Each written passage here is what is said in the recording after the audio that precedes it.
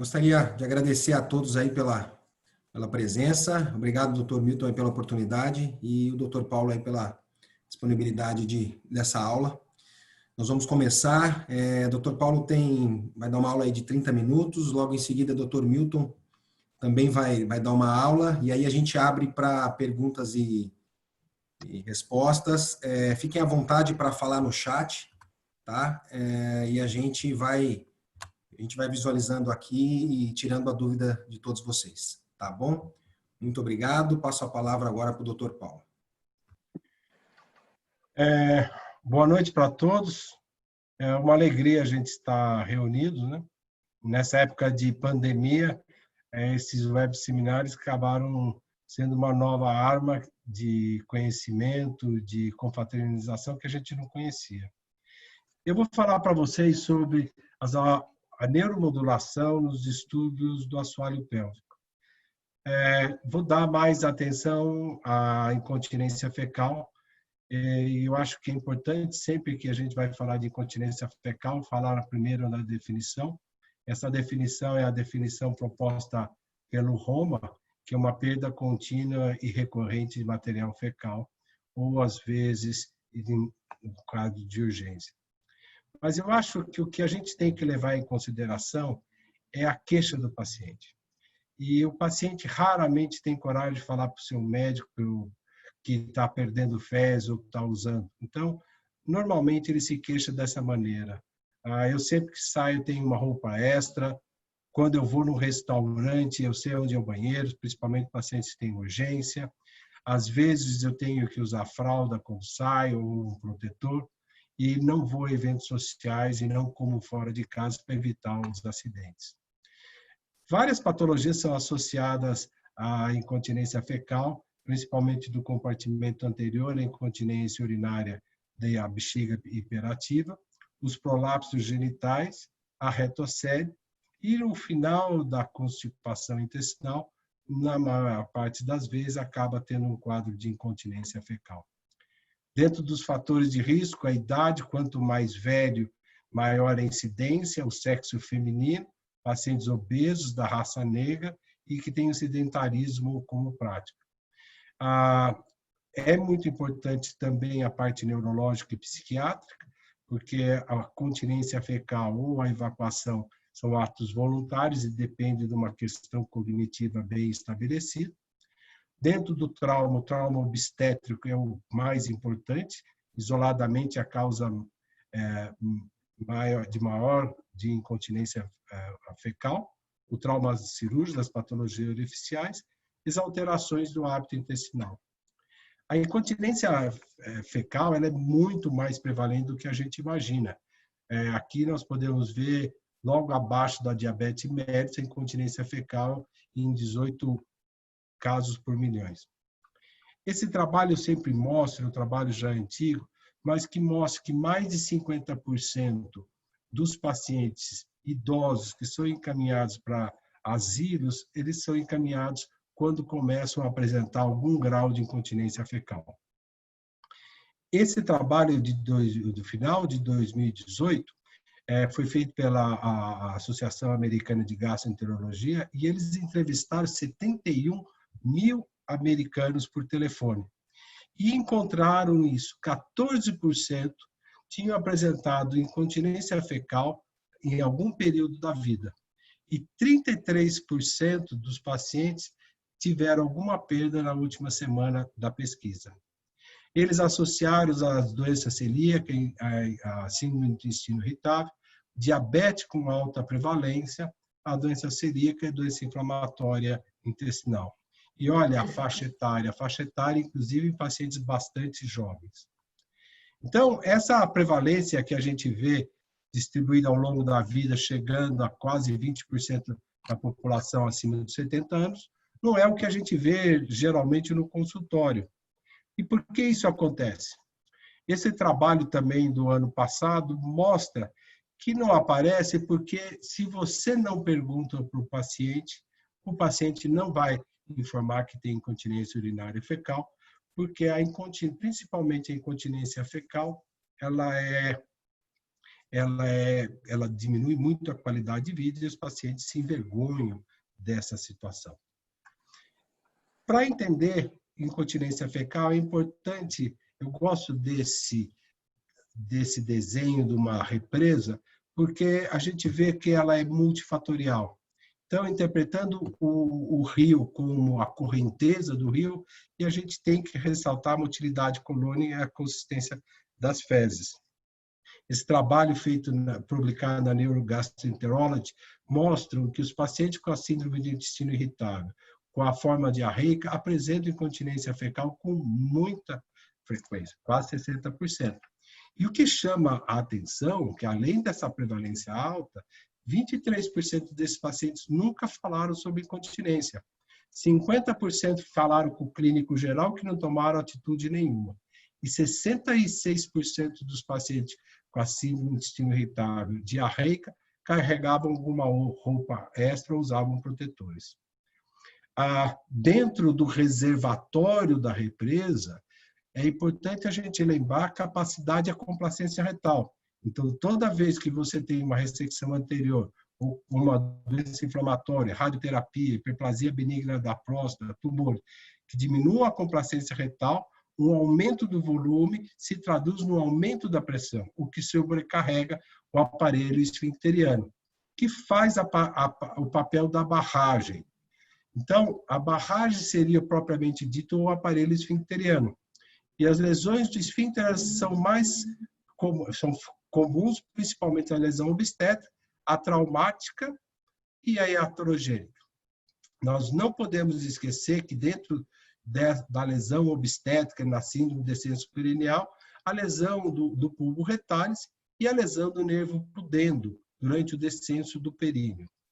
E a neuropatia, que também pode acontecer principalmente nos diabéticos.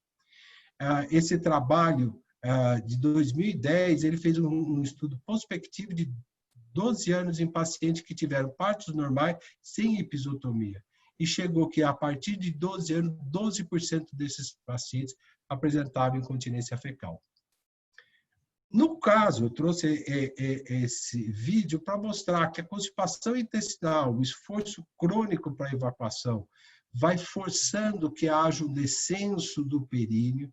Esse descenso perineal pode estar associado com retocele, enterocele, mas esse descenso de toda a musculatura do períneo vai causando um estiramento contínuo do nervo pudendo, causando microlesões.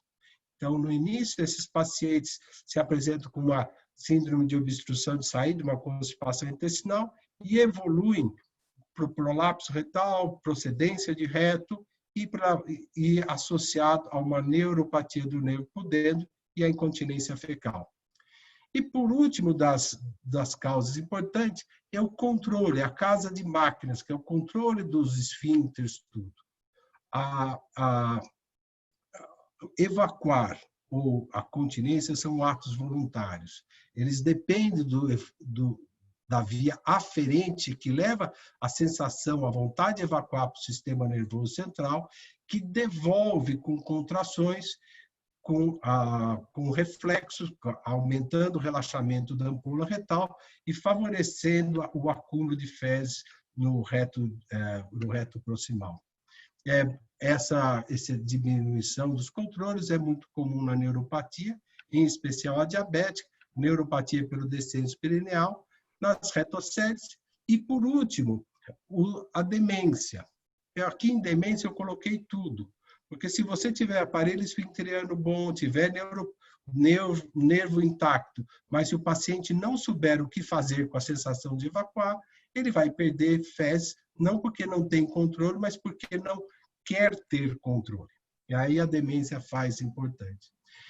Lembrando aqui um pouquinho da fisiologia, então, quando vem as fezes na ampola retal, isso há um relaxamento do canal anal, e nesse relaxamento que a gente vê aqui na manometria convencional e aqui de alta resolução, existe a penetração das fezes na linha pectínea, e daí vem a percepção pela via aferente até o sistema nervoso central, e o paciente resolvendo que não vai evacuar, o que ele faz? Ele contrai a musculatura esquelética dos elevadores do ânus, fechando o canal anal, alongando o canal anal e elevando a pressão, fazendo com que as fezes refluam para o sigmoide, passando à vontade e tendo a continência.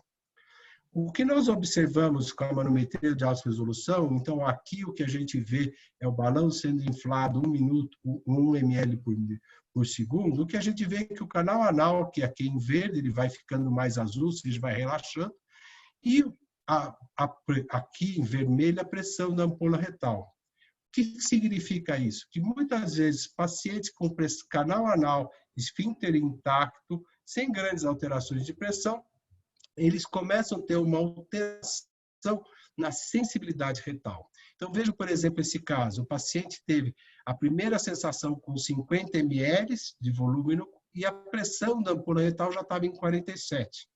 Se ele tem um esfíncter normal, a paciente tem um esfíncter normal, uma pressão de 40, que no reflexo está relaxando, já está em 20, se a pressão da ampola já está em 47, esse gradiente de pressão vai fazer com que o paciente perca ou tenha urgência. Imaginando que o canal anal funciona como se fosse um funil, quando você tem fezes duras, sem muco protetor, você tem uma resistência ao fluxo. Quando não tem, fezes líquidas e gases, isso passa livremente e o paciente tem a perda fecal. Incontinência, é importante que a gente quantifique. A quantificação é importante para que a gente possa comparar resultados. Existem várias escalas de incontinência, a que mais se usa é a escala de Wexner, em que leva em consideração o tipo de perda de fezes sólidas, líquidas, gases, o uso de protetor e a alteração da qualidade de vida. Não tentando inventar a roda, eu trouxe para vocês os principais guidelines. Esse aqui do Sociedade Americana em Cirurgia Colo-Retal, esse aqui a Sociedade Americana de Gastroenterologia, essa aqui o guideline da Sociedade Francesa de Coloproctologia, a Sociedade Alemã de Coloproctologia e uma sociedade que é a ICS, que é a International Continence Society, que traz especialistas do mundo inteiro. E todas as sociedades, elas são unânimes em que o tratamento da incontinência fecal deve começar por essa terapia. O histórico médico, medicamentos, e os medicamentos são medicamentos, alguns obstipantes, suplementos de fibra, de maneira de tentar trazer fezes líquidas, tratar a intolerância alimentar, tratar a síndrome de intestino irritável, trazendo essas fezes para a consistência mais pastosa. Exercício do assoalho pélvico e o biofeedback. Sempre esse é o tratamento.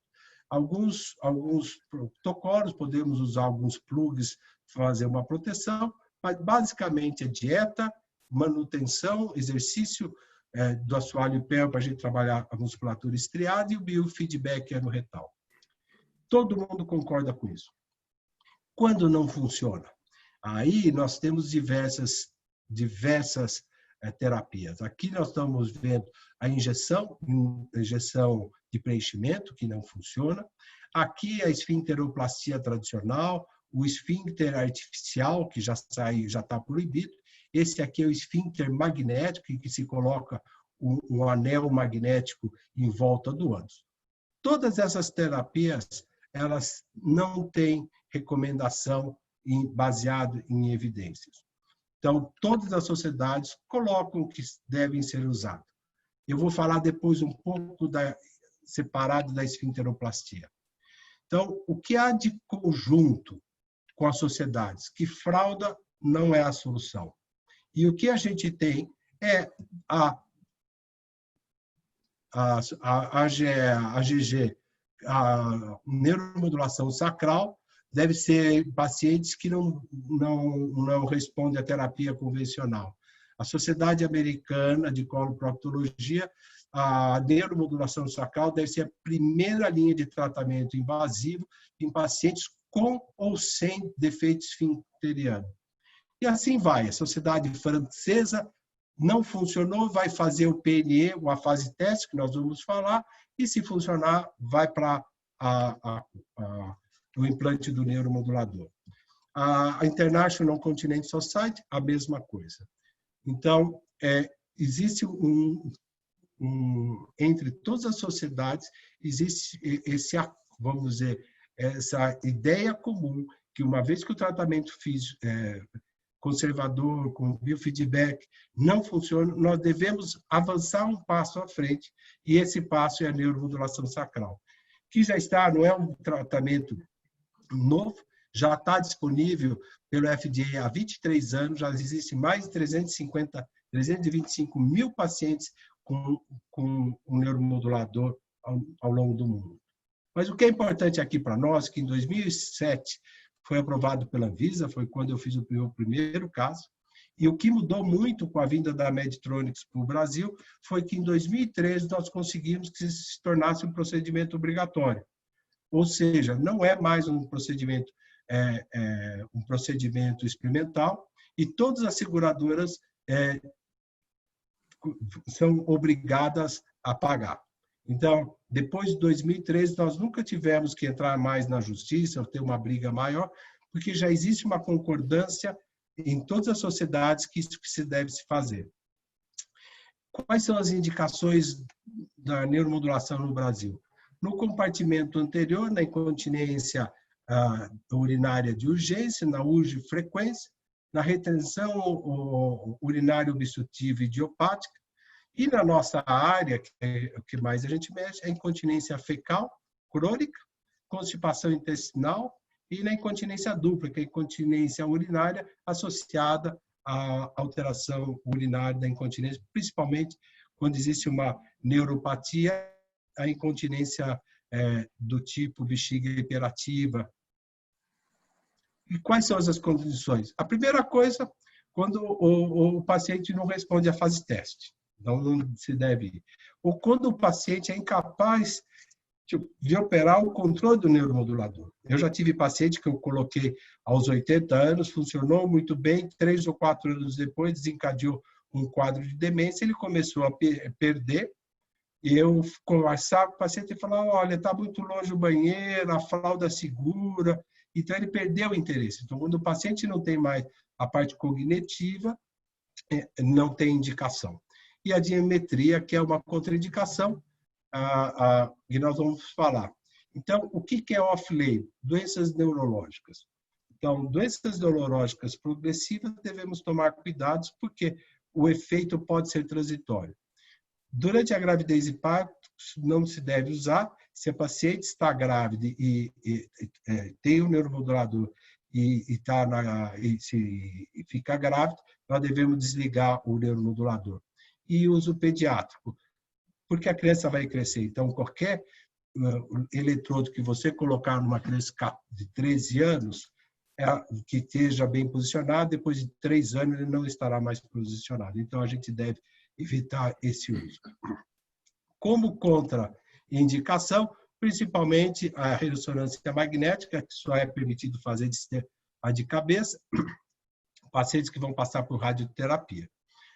Eletrocautério, detector de roubo, e aqui é importante, banco, aeroporto, isso pode desconfigurar o aparelho, mas não vai causar lesão para o paciente. O que é a neuromodulação sacral? Basicamente, uma estimulação de baixa energia contínua dos nervos sacrais, no terceiro forame sacral. Isso vai melhorar a despolarização de maneira uniforme de todas as fibras e, principalmente, o efeito sinérgico da via aferente.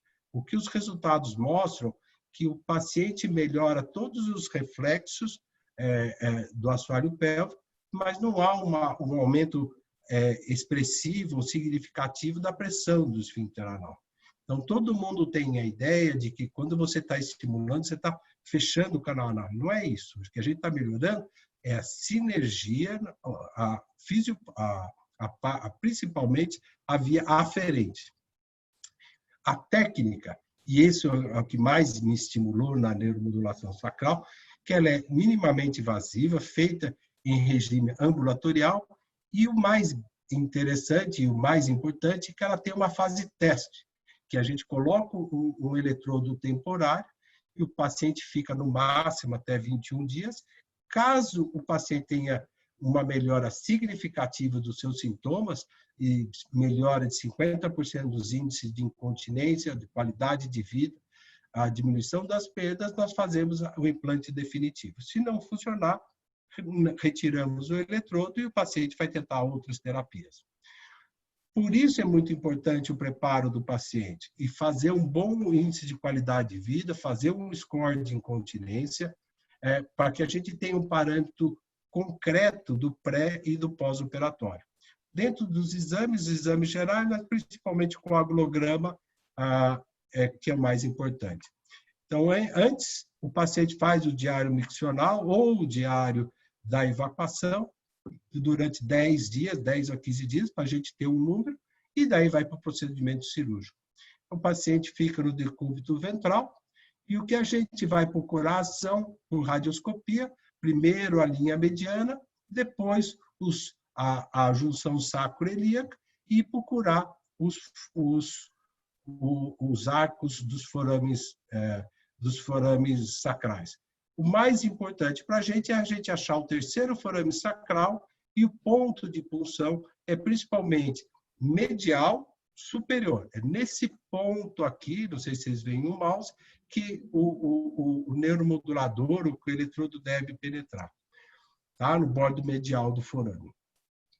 Mas a colocação do eletrodo é feita no perfil e o que a gente vai tentar é colocar aqui paralelo no terceiro forame sacral. Então, nós quando colocamos, essas radiografias são radiografias de aula, e não é bem a realidade que a gente vê na maior parte dos procedimentos.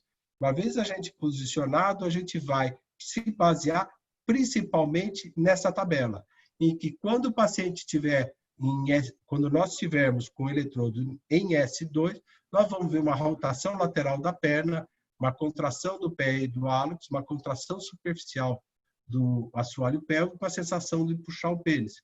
É isso aqui o que a gente vê. Então, o paciente, na hora que esse é o estimulador antigo, a gente vai aumentando, chega uma hora, olha só a contração. Então, aqui garante para a gente que a gente está no S2, não é o lugar que a gente quer. Se a gente estiver em S4, a gente não vai ter perna. Então, o que nós queremos é entrar no S3, ter uma contração dos elevadores inicialmente, dos elevadores do ânus, você vê uma contração do assoalho pélvico, uma flexão plantar do hálux e uma sensação aferente, uma sensibilidade que é uma parestesia. Então, aqui vocês podem ver claramente na hora que eu estimulo, como aqui vou botar aqui no começo, olha só a contração, percebe? Então, primeiro a contração do períneo, depois a suave contração do árax e a sensibilidade. Então, toda vez que a gente faz esse procedimento, nós explicamos aos pacientes aonde ele vai ter a sensação e o paciente, eu faço uma sedação, faço anestesia e a punção. Na hora que eu vou fazer os testes, o paciente está totalmente acordado. E eu estou me guiando com a agulha para baixo, para cima, para tentar localizar um local em que ele tenha as três respostas, principalmente a sensitiva, a motora do assoalho pélvico e do hálux por causa do tibial posterior, abaixo de 2. Eu gosto de ter todos os canais na faixa de 1 milivolt. Por que a importância de você ter essa colocação no terceiro e no lateral? Porque quando todos os eletrodos estão acompanhando o nervo, você vai ter baixa energia. E imagina que um neuromodulador é uma grande bateria. Então, se você, para ter resultado, precisar usar 4 volts contínuo, essa bateria vai durar 2 anos. E se você tiver aqui 1 volt a mesma resposta, nós vamos estar com uma bateria que dura de no mínimo de 5 a 7 anos. Esse daqui é como não deve se pôr, ele colocou no S3 apontado para cima. Olha o sacro aqui. Esse foi um paciente que não funcionou, pediram para eu fazer uma revisão e daí eu falei, meu Deus, olha só onde está. Ele está fora do local, ele já está dentro, então o último eletrodo deve ficar no meio do saco e é voltado para baixo. Esse é o PNE, só para mostrar para vocês que o PNE a gente usa um outro tipo de eletrodo, mas a punção e a agulha é a mesma coisa.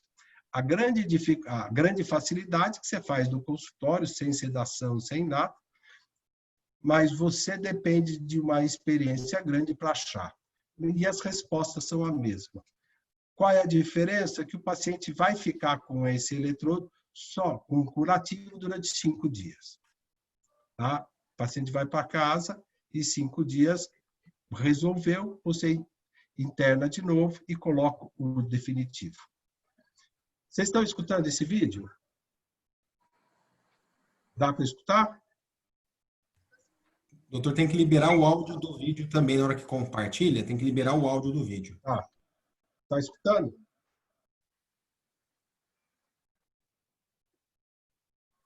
Não estão escutando? Dela falando, não. Bom, o que eu quero... Essa é uma paciente que tinha uma incontinência fecal importante e uma incontinência urinária, e ela está com 7 dias, e é para mostrar, tá vendo? Não dá para perceber aqui atrás, ela foi numa festa de casamento no interior, e ela tinha um hábito miccional de mais de 10 micções, mais de 5 perdas urinárias por hora e 3 a 4 perdas de fezes por dia. Essa é uma moça, uma jovem, bonita, e ela com 7 dias estava indo num casamento, e o que ela disse ali no vídeo foi que ela não estava sentindo nada de desconforto e conseguiu sair de São Paulo até o interior sem ter que parar 2 vezes como ela habitualmente parava. Então, quando a gente tem essa resposta, e até 21 dias, o ideal é quanto mais cedo, melhor. Quando há a melhora dos sintomas, quando há a melhora do índice de qualidade de vida, e a gente avalia daí os protocolos, porque nesse período, na fase teste, o paciente fica preenchendo os protocolos, nós passamos para o implante definitivo. Então, nós desconectamos esse fio, a extensão externa, e fazemos um pocket em torno de 1,5 centímetro abaixo da pele. Aí um cuidado especial em perguntar onde o paciente dorme, se o paciente dorme do lado esquerdo, você colocar o gerador do lado esquerdo e ele dormir sempre em cima, ele pode ter dor crônica, é um cuidado que vale a pena tomar, e faz o curativo e o paciente vai para casa. Em casa, o tratamento não encerra, a gente tem que, depois, nós temos todo esse equipamento, esse aqui é o que fica com o paciente, e esse é o nosso programador. E conforme a gente programa, nós podemos mudar a percepção do paciente, trazer o estímulo mais para frente, mais para trás. E o que a gente tem, essas são as programações padrões que existem, não cabe aqui, mas existem várias programações. E o paciente a gente descarrega nesse intercom, que agora vai chegar ao novo, esse é o antigo, e o paciente tem vários programas que a gente deixa no aparelho e o paciente, por telemetria, coloca na região em cima da pele e ele pode aumentar ou abaixar a intensidade conforme a gente determinar. Acho que o importante de qualquer tratamento é que ele não faça mal para o paciente, seja baixo risco e que tenha resultados adequados e que esses resultados permaneçam a longo prazo. Então, esses estudos aqui mostram que em torno de 90% dos pacientes têm bons resultados, e esses resultados persistem há mais de 5 anos. Em torno de 40% dos pacientes, eles não têm mais perda. Isso é fantástico. É dizer para um paciente, 40% dos pacientes que se submetem não perdem mais fezes. Isso não é um trabalho. Aqui uma revisão feita no ano passado e um follow-up que vai de 22, 48, 84 meses, e os dados sempre estão em torno de 75, 80 de bons resultados 84 meses, 71%. Esses números variam quando a gente tem um follow-up muito longo, porque a nossa faixa etária são pacientes mais velhos. Eu, pelo menos, já tenho quase 15% da minha estatística já de pacientes falecidos. Então, você vai perdendo conforme o cálculo do follow-up mais tardio. Vocês não estão escutando, né? Não. Bom, então, era um testemunho de uma paciente. Não existe complicações severas. A maior queixa do paciente é dor no sítio da implantação, e isso a gente resolve com gelo no pós-operatório imediato. Eu sempre faço bolsa de gelo para não ter hematoma e coloco do lado contralateral que o paciente dorme. A infecção do sítio da implantação, e eu aprendi um truque que eu vou passar para vocês. Quando forem operar no hospital, pergunta para o anestesista qual é o sistema de profilaxia que o pessoal da ortopedia faz para tratamento de prótese de quadril, prótese de joelho, porque cada hospital tem a sua flora.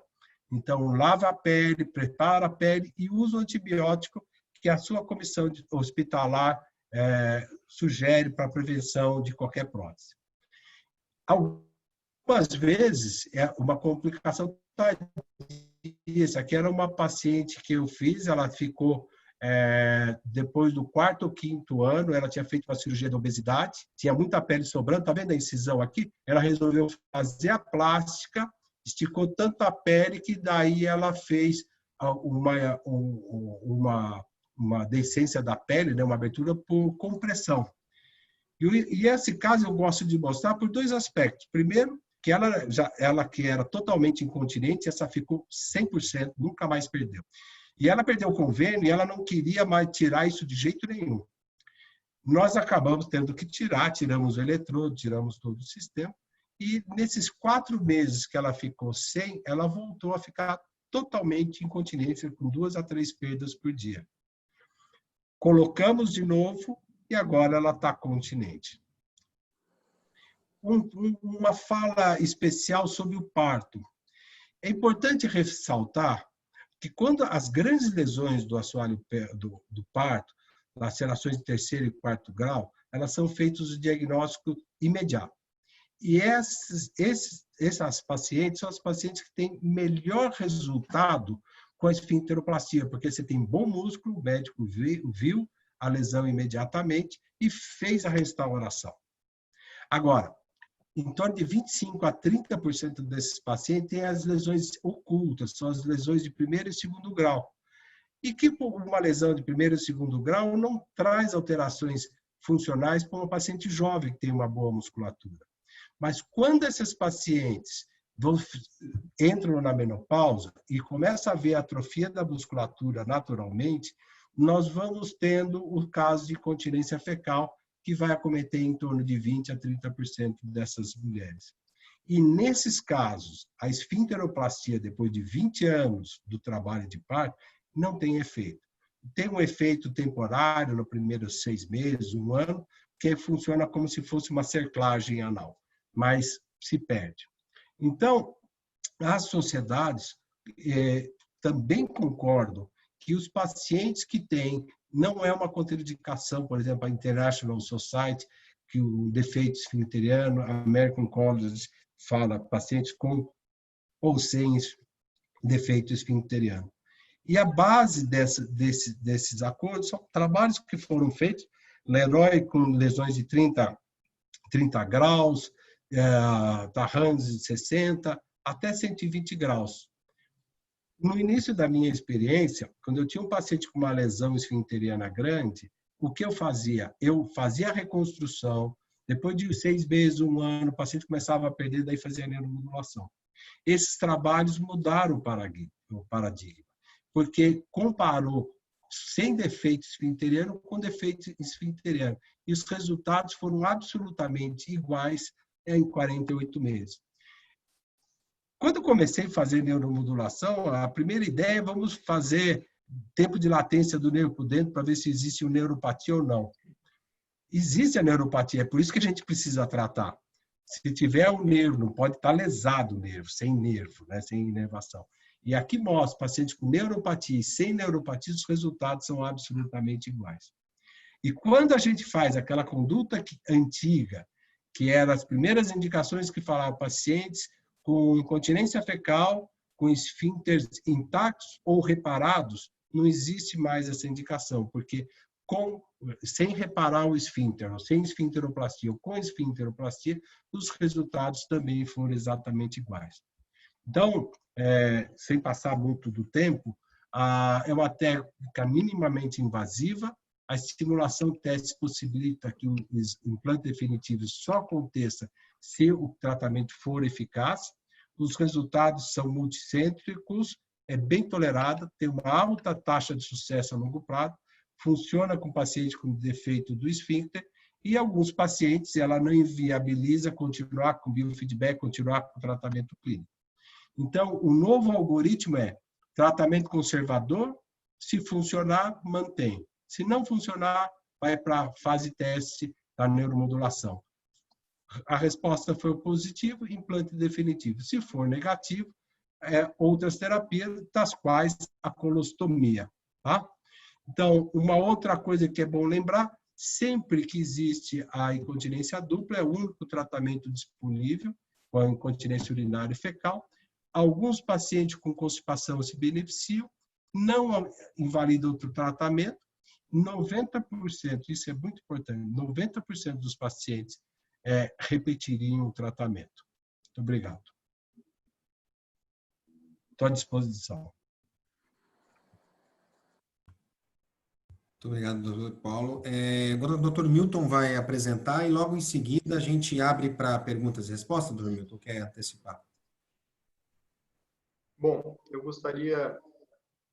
o doutor Paulo tem que fechar o compartilhamento dele.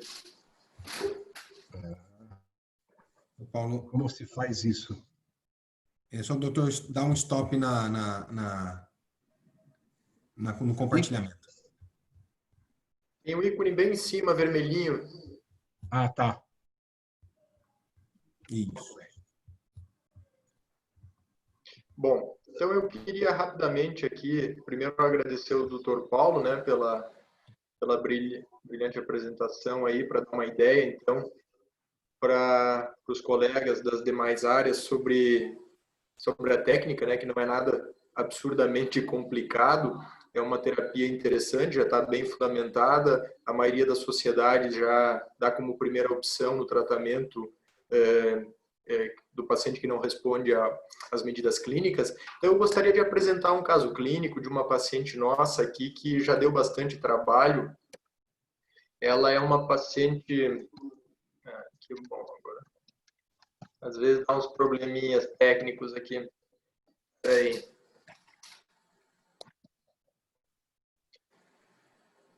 A gente testou antes, né, Matheus? Funcionou perfeitamente. Agora resolveu que não... Perfeitamente. Agora não está passando a página. Bom, mas então deixa eu trazer. É uma paciente de 57 anos, então é uma paciente jovem, uma paciente que teve 2 gestações, 2 partos normais.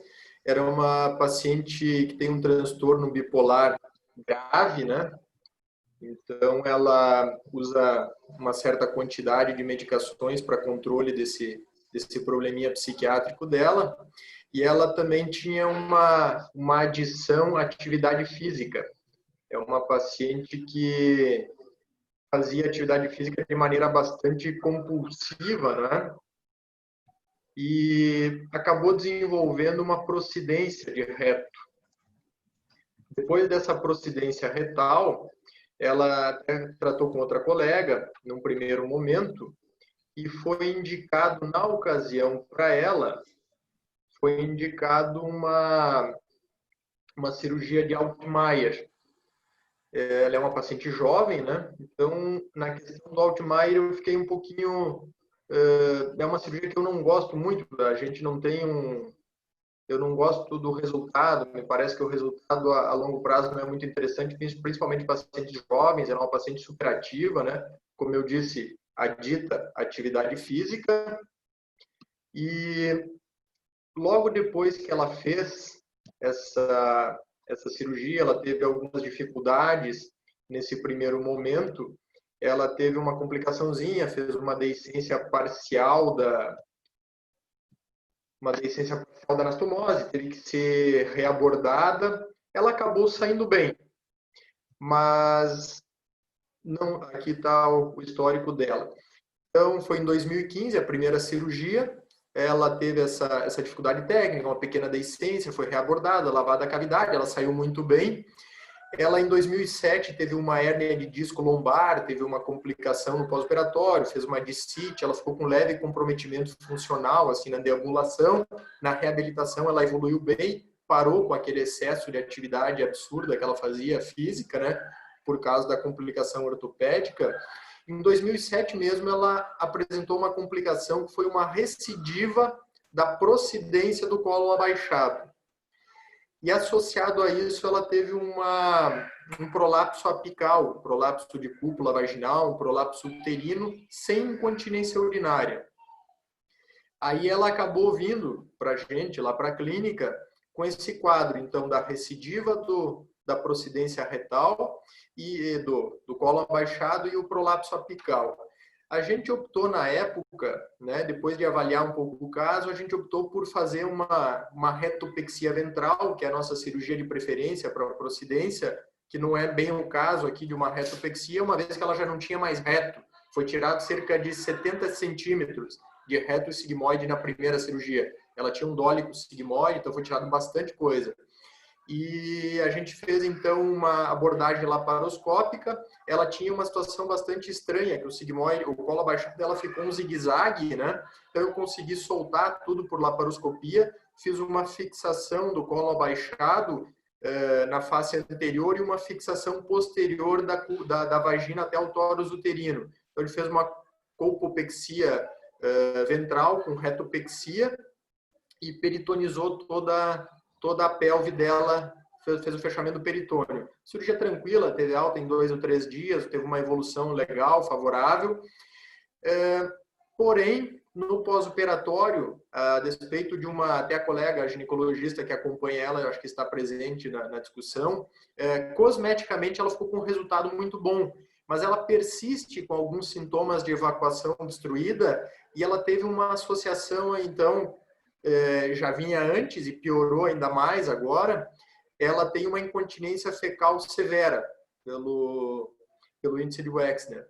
Ela tem que usar forro perineal diário, ela tem perdas diárias, várias vezes ao dia, com forro, fezes sólidas, eventualmente. Então, ela ficou com os 2 piores cenários, que é a impactação fecal, a evacuação obstruída e a incontinência fecal. O que, de certa forma, é um pouco difícil de avaliar nela, por causa também da questão psiquiátrica. Então, é uma paciente de muito difícil manuseio, mas é uma paciente jovem, uma paciente que cuida bastante da aparência, que agora até engordou um pouquinho por conta de ter que parar a atividade física pela sequela ortopédica, mas é uma paciente excessivamente cuidada com a questão estética. E agora está com essa funcionalidade, cosmeticamente muito bem, mas a funcionalidade muito ruim. A gente iniciou com medidas higienodietéticas, ela não respondeu bem. A gente iniciou com terapia medicamentosa, tentou enemas para melhorar essa evacuação obstruída, autoenemas, ela também não responde muito bem. E além de manter esse colo abaixado vazio, ou seja, as medidas higienodietéticas não foram bem. Ela tentou biofeedback por uns 2 a 3 meses, também não teve uma resposta boa. Foi então que daí a gente indicou a neuromodulação sacral para ela.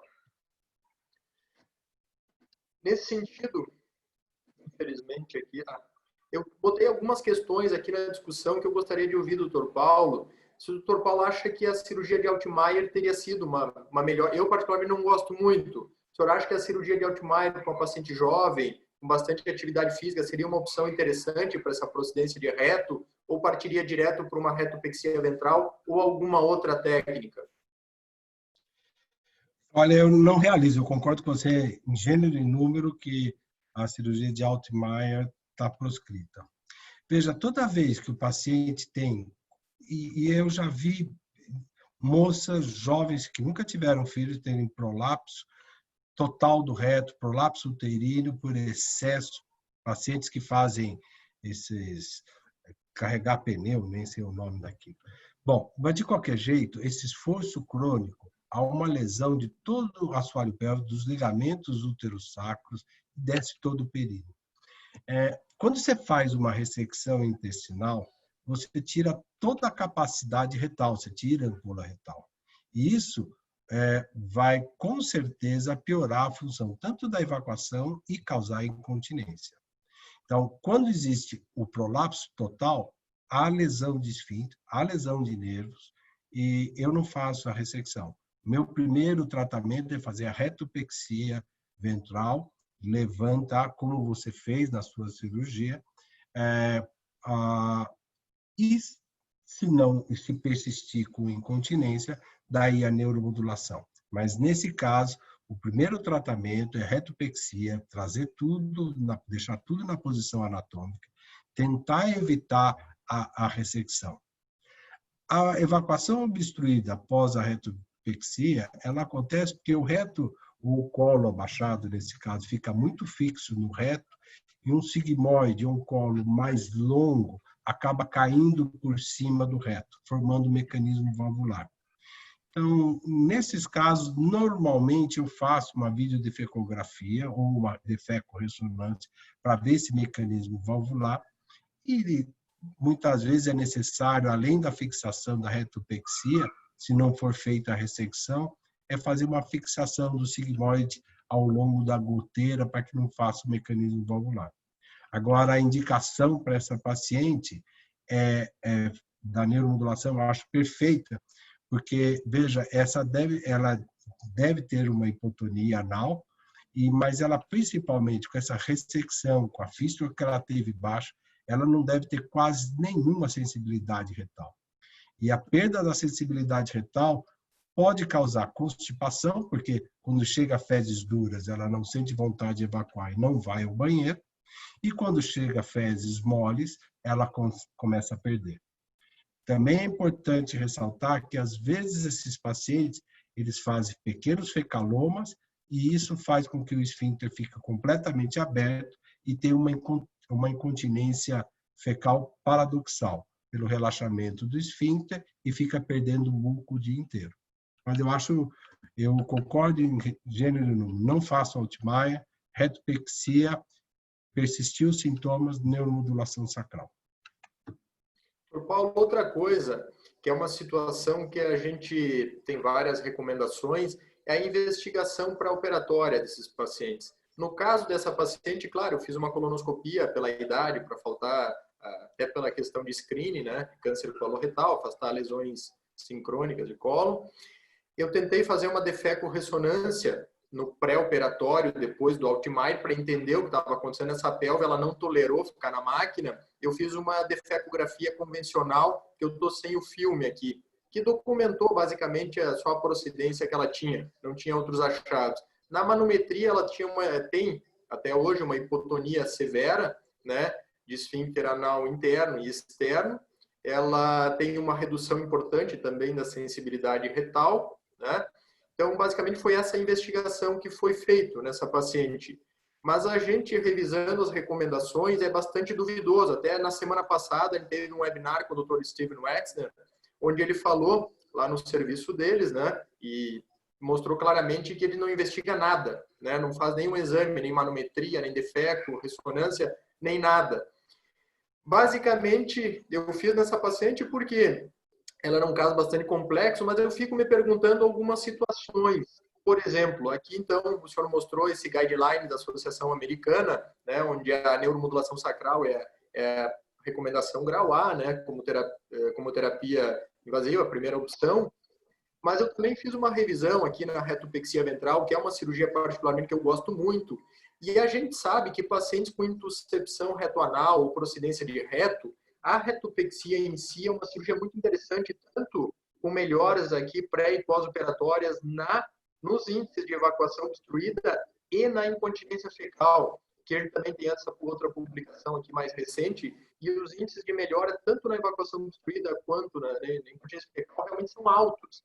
Então, eu fico pensando, investiga esses pacientes, um paciente que com incontinência fecal, com histórico longo de evacuação obstruída, provavelmente com com lesão de pudendo, lesão esfinteriana, prolapso de órgãos pélvicos, normalmente anda tudo junto, vale a pena, além da questão da colonoscopia para afastar outras lesões pré-malignas ou malignas, vale a pena uma manometria, vale a pena uma defeco-ressonância magnética. Se encontrar uma intuscepção, faria primeiro uma retopexia, corrigir, porque a gente já pode ter uma melhora muito importante da incontinência e da evacuação obstruída, além de repor as estruturas pélvicas. Sim, não. Qual é a sua orientação nesse sentido?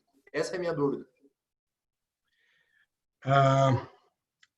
É o seguinte, o paciente que tem um histórico de uma incontinência fecal idiopática, paciente idosa, 60 e tantos anos, 65 anos, diabética, etc. e tal, que tem uma incontinência fecal, lá fora, as pessoas não investigam, porque encaram a fase teste ou aquele PNE que se faz no consultório como o exame. Vamos dizer, vende para o paciente, vamos fazer o teste, funcionar, funcionou, não funcionar, não faz.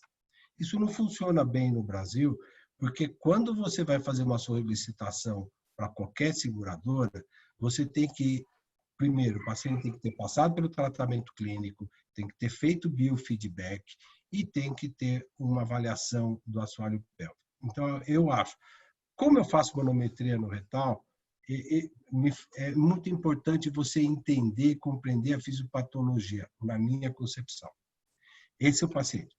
O paciente que você está falando, que é o paciente que tem um prolapso interno do reto, que tem uma evacuação obstruída, como aquele vídeo que eu mostrei, e que evoluiu para incontinência fecal, também existe um acordo na sociedade em que esses pacientes devem ser investigados com defeco-ressonância ou videodefecografia. Eu gosto mais da videodefecografia, porque a posição é mais anatômica. E primeiro caso seria a retopexia. Então, a Sociedade Americana tem um guideline nesse sentido, faz a retopexia e, após isso, se avalia. Então, se você olhar a melhora da incontinência, uma vez que você reconstrói a anatomia do reto. Ninguém está falando aqui só para as pessoas, nós estamos levantando o reto e fixando o reto na posição anatômica. Nós não estamos mexendo no esfíncter. Esses pacientes vão ter bons resultados iniciais de 60%, 70%, mas depois nós vamos encontrar que 50% desses pacientes vão ter incontinência fecal. Vão permanecer com incontinência fecal em algum grau. E aí a neuromodulação é mandatória. Então, eu concordo com você exatamente isso. Quando tem evacuação obstruída, deve-se fazer o estudo da defecação obstruída, porque a incontinência fecal é um sintoma da defecação obstruída. É diferente quando a incontinência fecal é incontinência idiopática ou por lesão esfincteriana, em que você sabe, você olha ali no local. Acho que é importante também a gente lembrar que muitas das cirurgias que nós fazemos, a retissigmoidectomia com anastomose baixa para tratar em moças jovens com endometriose, pacientes com ressecção intestinal por câncer, homens, idosos, prostatectomia, radioterapia pélvica, eles causam incontinência fecal. E a gente tem muito pouco tratamento disponível. Então, nesses pacientes, a neuromodulação tem um resultado fantástico. O que eu digo resultado fantástico? Não é 70%, 90% dos pacientes que vão passar para a segunda fase, mas os que passam se beneficiam de uma maneira muito, muito grande. Doutor Paulo, tem uma pergunta aqui da doutora Ana Coronel. Quanto tempo de fisioterapia o senhor indica antes de indicar a neuromodulação sacral? Olha, todo paciente meu, antes de vir para a neuromodulação, ela faz um tratamento completo. Os trabalhos de biofeedback, eles mostram claramente que quem melhora com biofeedback, melhora até a 12ª semana. Nós fazemos o biofeedback com eletroestimulação local, o biofeedback com exercícios diários e nós fazemos também o PTNS, que é a estimulação do tibial posterior percutânea, nós temos no consultório. Então, o paciente fica até 12 semanas, vê o que melhora. A maior parte dos pacientes melhora um pouco, mas se a gente não conseguir uma resolução completa, uma diminuição significativa, aí a gente passa para a neuromodulação. E eu digo uma coisa, não é um ou outro. Meus pacientes nunca largam a minha fisioterapeuta, porque preciso fazer reprogramações do aparelho e também a neuro... Veja, se nós aqui que estamos em quarentena, passando 40 dias sem fazer exercício físico, a gente já perde massa muscular. Imagina um esfíncter que é borderline, ou seja, que já tem pouca força muscular. Se você para de exercitar para o biofeedback, com certeza o que é bom hoje, que tem de músculo, é o que vai ser daqui a 1 ano ou 2 anos para o paciente envelhecendo. Então, o biofeedback, a gente mantém os exercícios e a reavaliação o resto da vida. Eu tenho 2 perguntas, doutor Paulo. A primeira, do ponto de vista técnico, quanto tempo o senhor acha que seria o limite entre a fase 1 e a fase 2 para evitar as complicações aí de infecção do sítio cirúrgico? E a segunda seria, o senhor coordena aí o centro dessa questão do assoalho pélvico no Einstein. A gente está vendo hoje um número muito grande de pacientes jovens que estão fazendo atividade física excessiva, né, carregando muito peso, são atletas realmente pesadas, as mulheres. E a gente está vendo um aumento muito grande de prolapso de órgãos pélvicos, incontinência urinária, incontinência fecal. Nesse grupo de pacientes, alguma recomendação hoje na sua prática diária, nos pacientes que consultam com o senhor, em relação a isso, algum cuidado, evitar alguma atividade? A gente tem descrições de uso de pessário para esses pacientes que vão para atividade mais extenuante.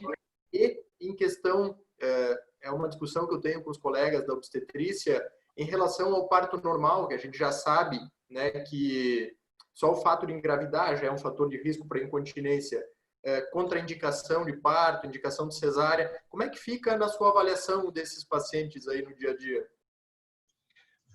Primeira coisa, eu coloquei no slide 21 dias. O adequado é até 14 dias. 21 dias é o tempo máximo.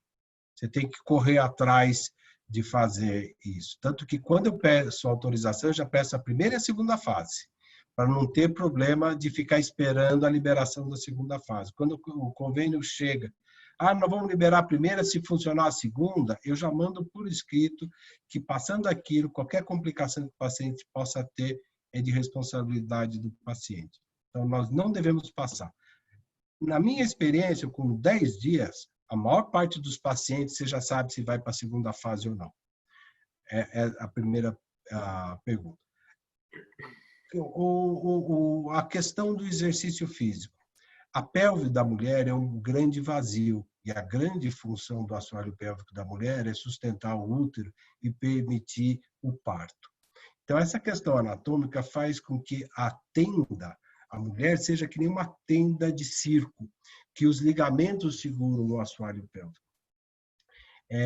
Quando você tem, é uma lei da física, os vetores de pressão, eles se direcionam naturalmente para um local de menor resistência.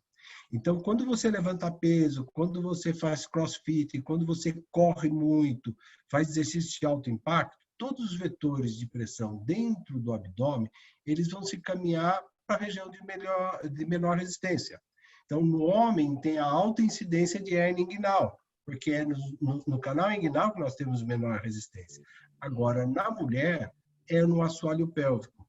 Então, o prolapso é muito frequente em pacientes que fazem maratona, pacientes que fazem triatlo.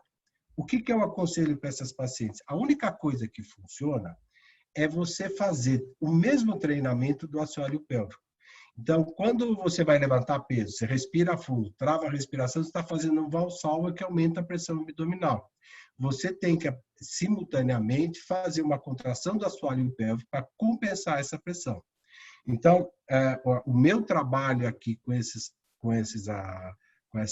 mulheres e homens é que faça simultaneamente o exercício físico para abdômen durinho, assoalho pélvico durinho. Essa é a única coisa que a gente pode fazer. Pressário durante corrida, esse tipo de coisa, não funciona e só incomoda a mulher. A última questão era a questão do parto.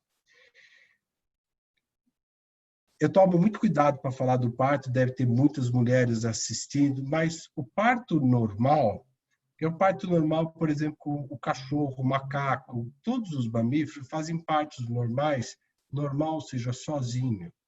Na hora que houve a evolução da espécie, que o diâmetro cefálico do ser humano aumentou, nós precisamos começar a ter a rotação para fazer o parto normal, a expulsão. A mulher perdeu a capacidade nessa evolução de fazer o parto sozinha. Então, não existe parto normal, existe o parto vaginal assistido por doula, por uma amiga, seja como for, porque sozinha a mulher não consegue ter o parto.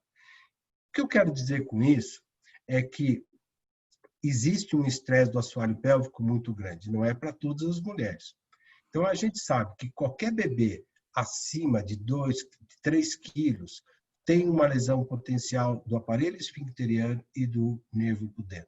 A incontinência fecal e a incontinência urinária é muito prevalente nessas mulheres.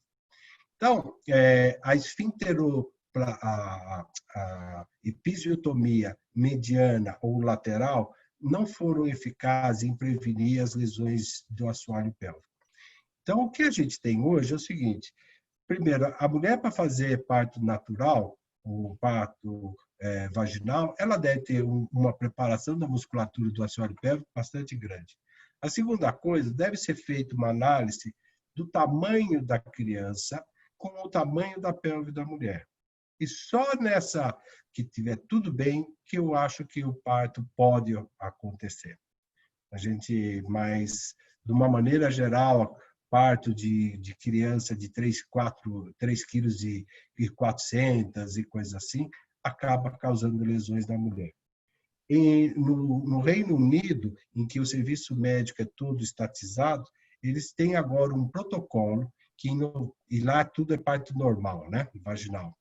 Mas eles fazem, depois de 90 dias, um ultrassom endoanal em todas as mulheres para pegar as lesões inaparentes do esfíncter e aí fazem a reconstrução com 90 a 100 dias das lesões esfincterianas inaparentes, para evitar que essa mulher vá ter a complicação 20 ou 30 anos depois.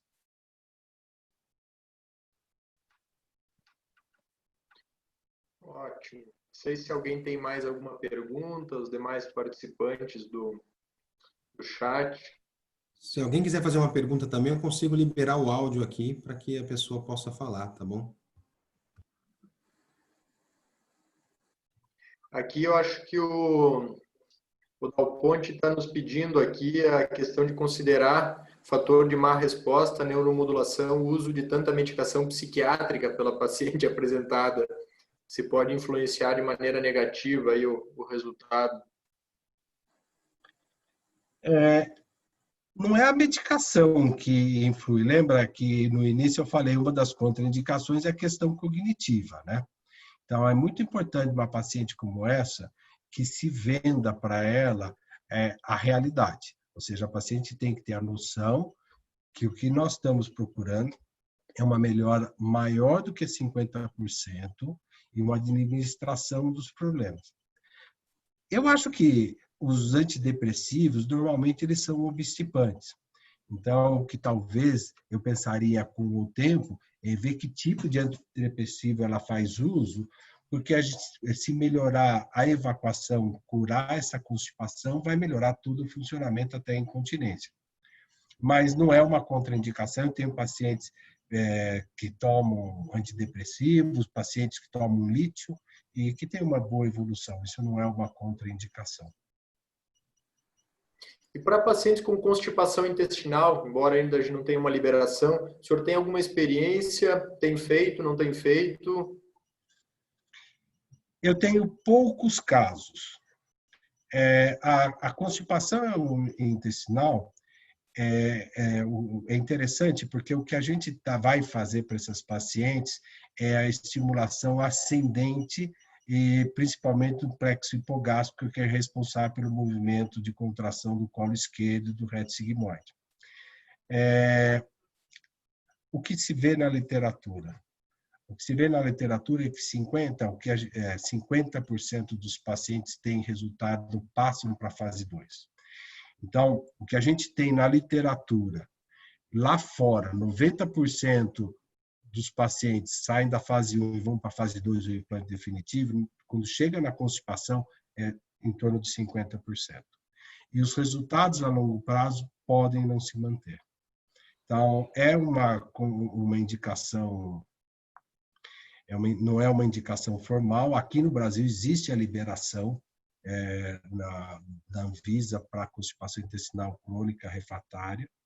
Agora, o que a gente tem que lembrar, e os pacientes que eu fiz, é o seguinte: quando você tem uma inércia colônica, e você faz tempo de trânsito colônico, você tem uma inércia colônica sem grandes alterações anatômicas do paciente, o tratamento, a outra opção é uma colectomia total, uma colectomia à direita ou esquerda, seja como for, que é um tratamento muito grande para um procedimento benigno, para uma doença benigna. Então, nessas pacientes, eu tenho pacientes que eu fiz que têm excelentes resultados, pacientes são absolutamente felizes, esporadicamente usam laxante, mas são pacientes muito selecionados. Doutor Paulo, temos uma pergunta aqui de um colega também, que pergunta em relação à ressecção do sigmoide na questão da retopexia ventral. O senhor considera importante ressecar o sigmoide? Não? Então, porque o problema da ressecção do sigmoide nas fixações prévias era muita evacuação obstruída. O paciente que não era acabava ficando extremamente constipado pelo desalinhamento, né, o descolamento lateral e posterior do reto, né, nas cirurgias anteriores, tipo a cirurgia de Kutaiti. Mas na retopexia a gente acaba não tendo, né, essa angulação e a gente não tem esse problema do aumento da constipação. Mas o senhor julga que é necessário, em alguma circunstância, ressecar o sigmoide? É assim, se você tem um paciente que tem uma anatomia normal e tem um sigmoide normal, não é um dóligo sigmoide que vai até o mesogástrico, um sigmoide normal, o que eu faço é, a primeira coisa, eu tento não dissecar o reto e eu vou direto, já pelo peritônio, como manda a técnica, no espaço reto vaginal, descendo até lá embaixo. Com mínima dissecção do reto, das asas laterais do reto, eu vou todo pela lateral, acompanhando o útero sacro, para fazer um túnel, para trazer a tela e fixar no promontório. Essa cirurgia, o ideal dessa cirurgia é que a gente consiga dar um ponto fixando no corpo perineal, para trazer todo o períneo. Às vezes é muito difícil por laparoscopia esse ponto final. Então, é aí que se indica a grande indicação da cirurgia robótica. Existem alguns truques que a gente pode fazer, a cirurgia combinada, e muitas vezes eu deixo um excesso, 2 centímetros a mais de tela lá embaixo e abro pelo períneo, busco a tela e dou um ponto por dentro e fecho sem mexer na vaginal. Eu entro entre a vagina e o reto. Existem técnicas. Mas quando você tem um dóligo sigmoide, é prudente fazer a ressecção com a preservação da ampola retal. Porque a ampola retal é onde a gente precisa manter para ter uma boa evacuação e uma boa continência. Então, você pegar um dóligo e encurtar e deixar tudo retinho vai te ajudar. Mais longe do corpo. O problema é que quando você faz uma ressecção junta e colocar uma tela, existem várias contraindicações para isso. Tem que ser muito bem pensado em colocar uma tela junto de uma anastomose. Se dá tudo certo, é uma maravilha, mas se der alguma complicação, pode ser considerado um erro médico, que é uma contraindicação anastomose junto com tela.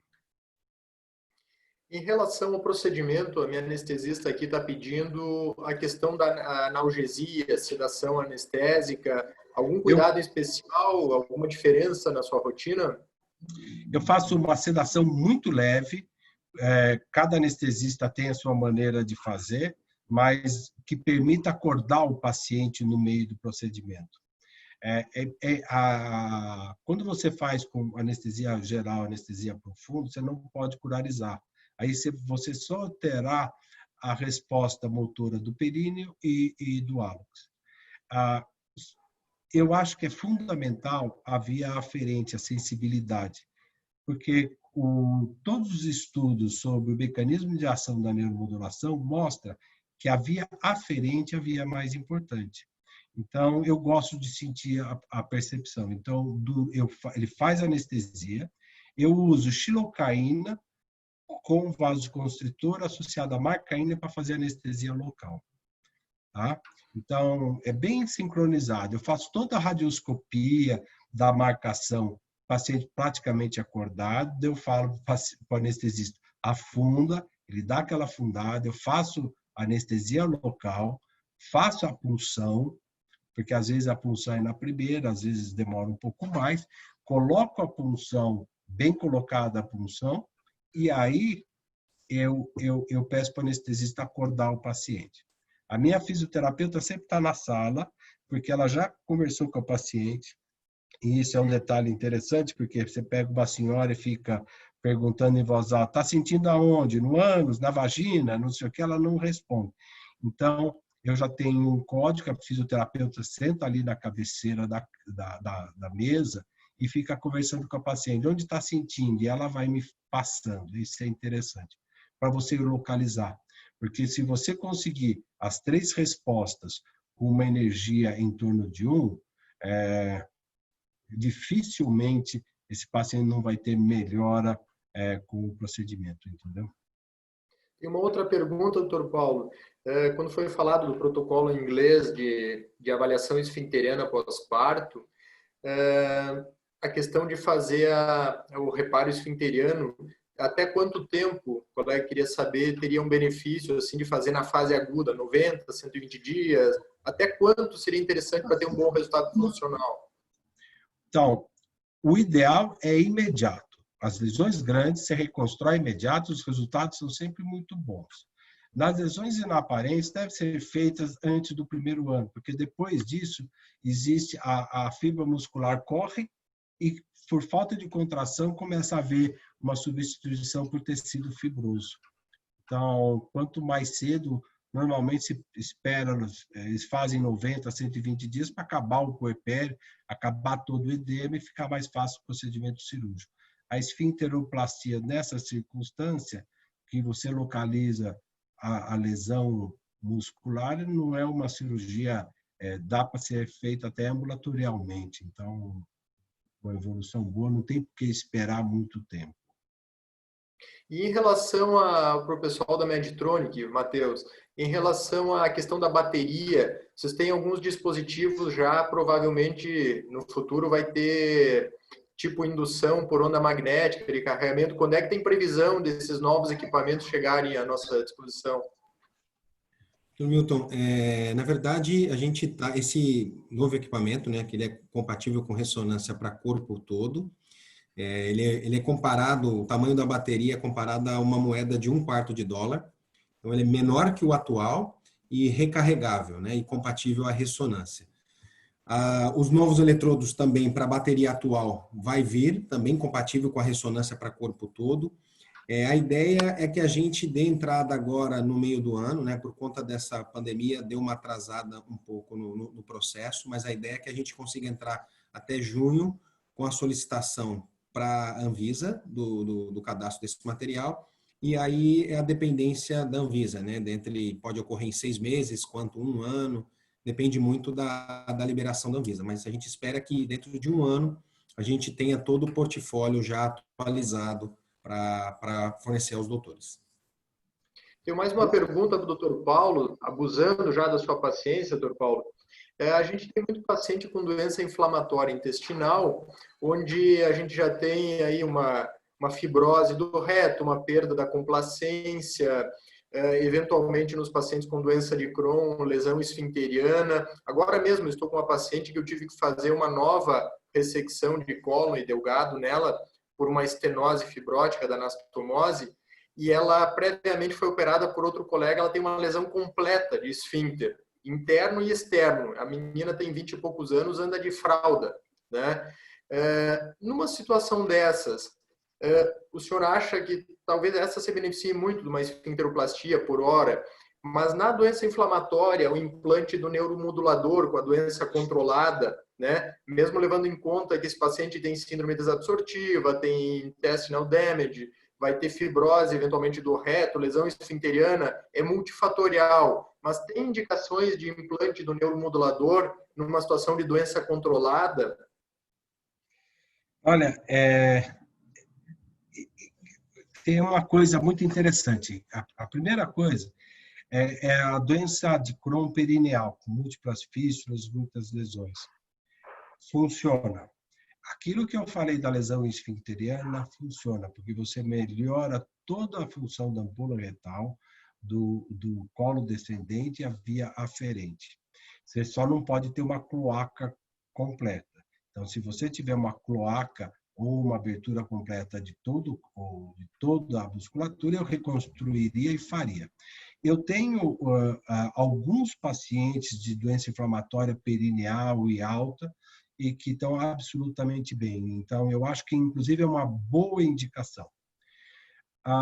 No ano passado, em Chicago, no Congresso de Neurogastroenterologia, a Universidade de Harvard apresentou um trabalho experimental em camundongo, naqueles modelos para desenvolver a doença inflamatória em camundongos, e fez neuromodulação.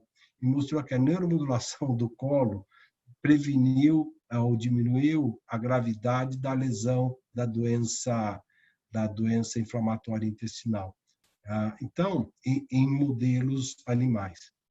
Então, a gente não sabe exatamente o grau de alteração da doença, o que vai acontecer. Mas uma coisa eu tenho certeza, os pacientes que eu fiz, todos se beneficiaram. Nós não temos disponível aqui no Brasil a motilidade colônica de alta resolução. Então, é um catéter, você faz colonoscopia, deixa o catéter lá no sigmoide e você estuda. E é muito interessante que o que a gente vê que com o paciente com o neuromodulador, ele desligado, e quando você liga, quase que imediatamente, eu não vou lembrar, mas em prazo de algumas horas, você começa a ter uma normalização da atividade motora de todo o corpo. Então, eu acho que uma área de pesquisa não é uma indicação, mas toda vez que o paciente tiver uma incontinência fecal e doença inflamatória intestinal, é uma ótima indicação para esse paciente. Tá? Bom, eu acho que consegui tirar algumas dúvidas que eu tinha também, queria ver a sua experiência, né? Questões técnicas, cirúrgicas, de avaliação pré e pós-operatória. Não sei se algum dos colegas que está participando tem mais alguma pergunta que gostaria de fazer. Eu não estou vendo aqui, Matheus, talvez eu não esteja vendo mais, eu não vi mais nada. Tu viu alguma coisa aí? Não, doutor. Agora não teve mais nenhuma pergunta. Tudo bem, então acho que eu gostaria de agradecer mais uma vez a disponibilidade do Dr. Paulo, né? Dr. Paulo, foi um prazer ouvir novamente, né, a sua revisão aí sobre a incontinência fecal, que é uma situação que para nós coloproctologistas realmente é extremamente comum. Eu bato muito com os residentes da gastroenterologia e da cirurgia, né, 20 até 40%, dependendo da faixa etária das mulheres, vai ter, né, esse sintoma. Falei também com alguns colegas aqui da geriatria, são pessoas que veem muito esses pacientes.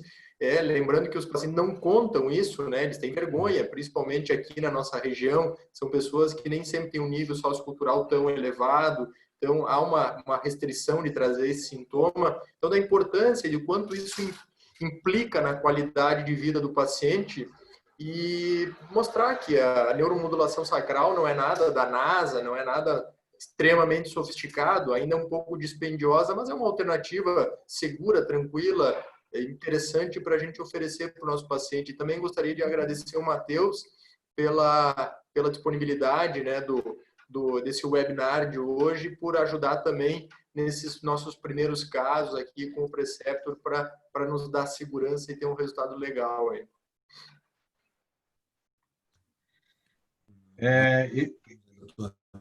Muito obrigado aí por tudo.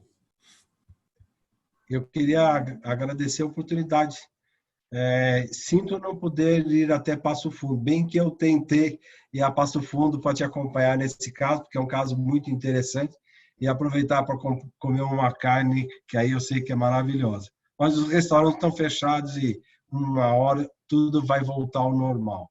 É uma alegria falar com vocês, e eu acho que a gente tem uma obrigação de divulgar essas informações, porque não tem coisa que piore mais a qualidade de vida de uma senhora do que a incontinência fecal. Eu fui para os Estados Unidos por minha conta aprender neuromodulação, quando veio uma paciente no meu consultório dizendo que ela foi no casamento da filha, no altar, ela ficou emocionada e ela estava em jejum e ela teve uma perda no altar e que ela tinha tentado suicídio e o marido mandou e eu não sabia o que fazer. E a revisão da literatura mostrava que ela tinha uma urgência e que a neuromodulação ia funcionar. E aí eu fui para os Estados Unidos aprender, antes da Medturn estar aqui no Brasil, importamos, e essa senhora está bem, mais de 10 anos, já troquei o Interstim 1, que era o grandão, por o 2, e provavelmente daqui a 5 anos nós vamos trocar por novo. Então, muito obrigado a vocês, foi uma alegria estar com vocês, sair um pouquinho do confinamento, pelo menos a distância. Né? E obrigado a todos. E o convite permanece. Numa outra oportunidade, com certeza, vai ser um prazer recebê-lo aqui no Sul, Dr. Paulo. Prazer vai ser meu. Obrigado aos colegas que participaram também hoje à noite, né? Obrigado por determinar esse tempo aí para ouvir a palestra do Dr. Paulo e o nosso caso clínico.